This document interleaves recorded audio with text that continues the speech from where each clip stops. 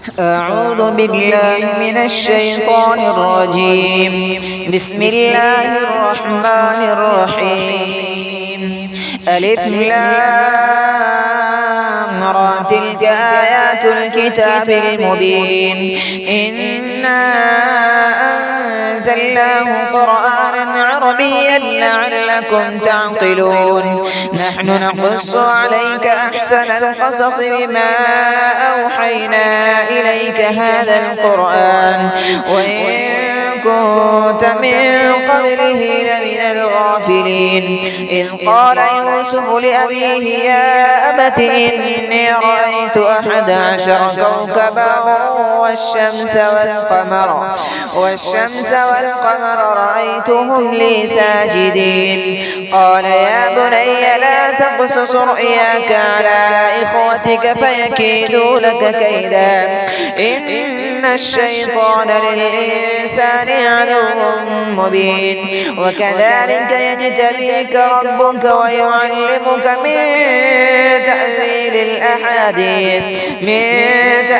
الأحاديث ويتم نعمته عليك وعلى آل يعقوب كما أتمها على أبويك من قبل إبراهيم وإسحاق إن ربك عليم حكيم.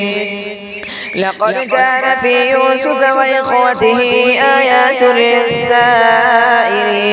إذ قالوا ليوسف وأخوه أحب إلى أبينا منا ونحن عصبة إن أبانا لفي ضلال مبين. اقتلوا يوسف أو اطرحوه أرضا يخل لكم وجه أبيكم وتكونوا من بعده قوما صالحين.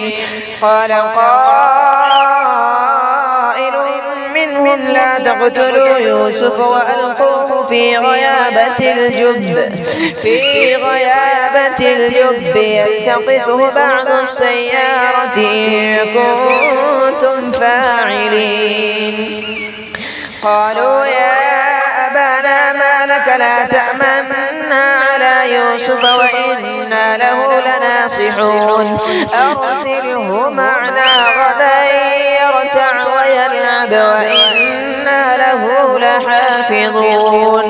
قال إني ليحزنني أن تذهبوا به وأخاف أن يأكله الذئب وأنتم عنه غافلون. قالوا لئنك له الذئب ونحن عصبة إنا إذا لخاسرون. فلما ذهبوا به وأجمعوا أن يجعلوه في غيابة الجب وأوحينا إليه لتنبئنهم بأمرهم هذا وهم لا يشعرون. وجاءوا أباهم عشاء يبكون. قالوا يا أبانا إنا ذهبنا نستبق وتركنا يوسف عند متاعنا فأكله الذئب وما أنت بمؤمن لنا ولو كنا صادقين. وجاءوا